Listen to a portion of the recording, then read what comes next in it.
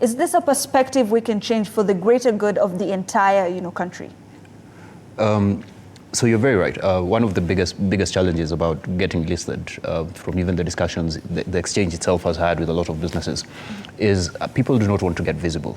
They do not want to have their numbers and everything about their businesses just being put out there. And you have to publish it in the newspaper so everybody can actually see.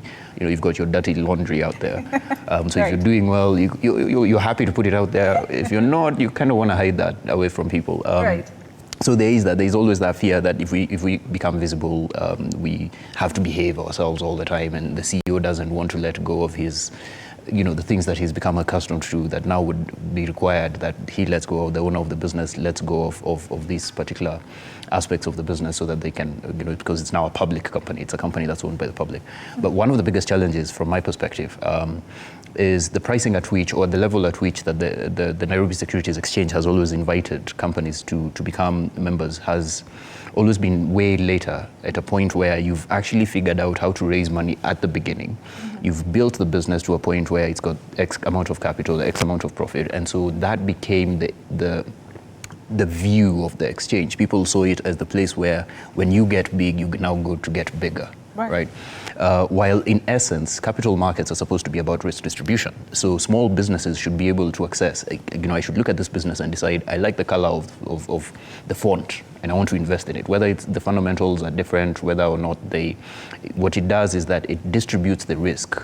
So if I need to raise, let's say, just 10 million shillings in order to set up my business, it should be possible for me to distribute this risk to a point where the investors who are coming into it are not taking massive stakes. It's been distributed across so many people that the loss, or not, if the business doesn't work out, the loss at a per individual level is quite low, right? But the opportunity for gains is also quite high.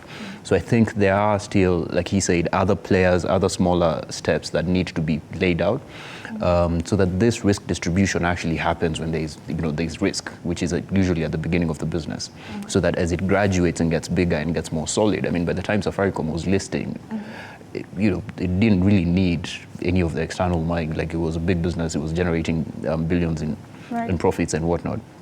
But for the small manufacturing plant, the person who wants to set up, a space that's just one warehouse, wants to put in like 4 or 5 machines and needs to raise this money, there isn't that many options of being able to crowdfund it, to get other people to come in and take a stake in it. Partly one, again, of course, like he said, corporate governance. So a lot of times you don't want to have somebody who says, I'm starting a company, I'm going to do this, and then once they've raised money, they just go buy themselves a car and disappear. So avoiding those kinds of situations is typically why there will be these certain requirements for certain levels of the business to have reached a certain, kind of corporate governance maturity, revenue levels, profitability levels, or approaching profitability, or certain growth and so forth.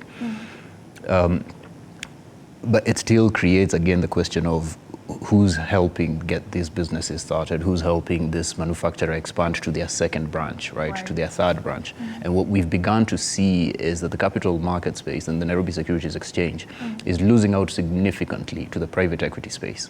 So businesses that would typically have ended up as listed companies have just been bought out by private equity players, who in turn sell them to private equity players, with, again, and so forth, with the idea at some point that they might actually list the company. But if it never gets to that point, they just keep selling them on to different players, awaiting the market to kind of show signs that it could receive a good listing. Because you see, even the investors on the inside don't just want to list, they also want to list and be able to make money out of that listing by selling off their shares to more people, so that they can actually also get some gains out of it. Right.